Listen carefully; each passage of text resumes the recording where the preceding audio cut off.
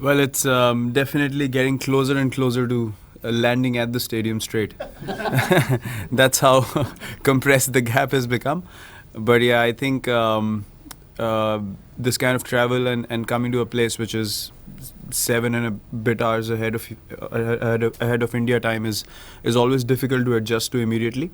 So I'm sure that these things will be taken into consideration much more in the future. And yeah, it is what it is. I mean, you just gotta do the best you can to recover, get used to the timings, and just get on the park again. And in their conditions, they've always been very, very strong, and you know what they bring to the table when playing in New Zealand. So we're not going to take that for granted. They know, as I said, they know their conditions well, and they understand the angles of the fields and how the pitches play. So I think they will have a slight home advantage.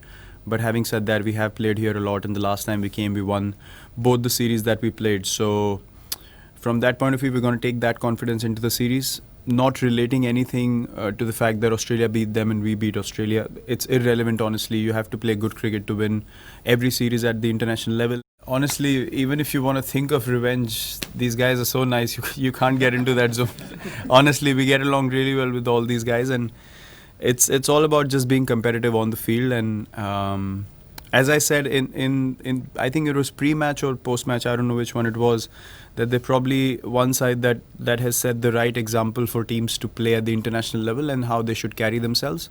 They obviously want to bring the best that they can every ball of the game, and they're intense in their body language, but they're not nasty. They're not doing things which are not acceptable on the field. They're very respectful of that fact, and you can tell by the way they play. Every tour is a representation of how people look at the game in that region, and I think in New Zealand the game is looked at as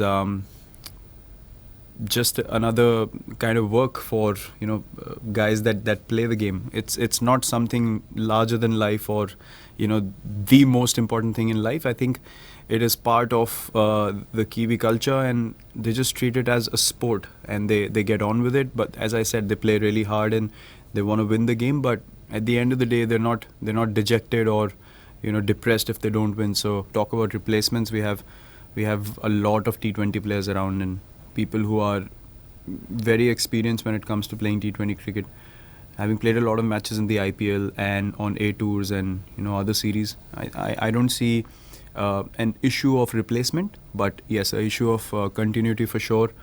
Look, whenever he's back in the team, he did well in the last game that he played. So we would love to have him back and have that balance in the team where we can really go in with the best batting lineup that we have. One thing that I've done is just focus on what I need to do for the team and the vision that needs to be there to take the team forward. I don't think leadership can always be determined by the results.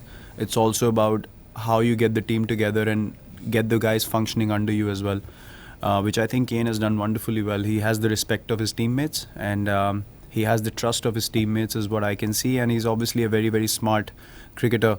But if a team outplays you, you have to sort of accept it as a collective failure and not necessarily a lack of leadership or captaincy is what I think.